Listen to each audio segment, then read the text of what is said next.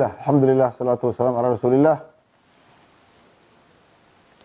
caaway oo bisha ay tahay 23 Abriil 2020 taariikhda hijriyaduna ay tahay 1441 kowdii Ramadaan waxaan caalamka oo dhan caalamka islaamka gaar ahaan ummadda Soomaaliyeed gaar ahaan reer Galmudug uga hambalyeynaya bilashada bisha barakeysan ee Ramadaan.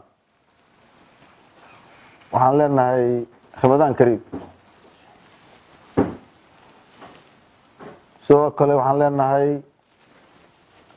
aan ka faa'iideysano fursadda Ilaahay subxaanahu wa ta'ala na soo gaarsiiyay anigoo naftayda iyo naftiina u dardaarmaya inaan waqtiga fursadda ka faa'iideysano ka wada faa'iideysano insha Allah ta'ala sidoo kale aan iscafino si cibaadada Ilaahay subxaanahu wa ta'ala nooga aqbalo.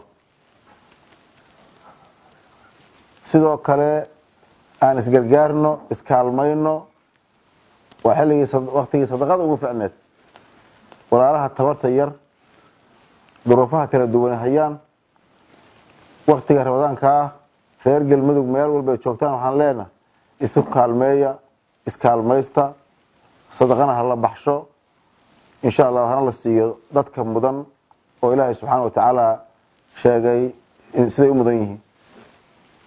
sidoo kale Ilaahay waxaan ka baryaynaa cudurradan iyo fayraskan adduunka oo dhan halakeeyay gaar ahaan la xaqiijiyay inuu Soomaaliya soo gaaray in Ilaahay subxaanahu wa ta'ala naga qaado Ilaahay dhibaatadiisa naga qaado ummadana Ilaahay subxaanahu wa ta'ala wixii uu hayana caafimaad alla siiyo inta kalena alla soo gaarsiin.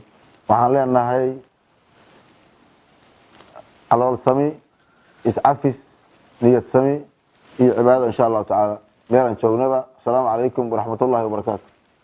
Ramadaan Kariim.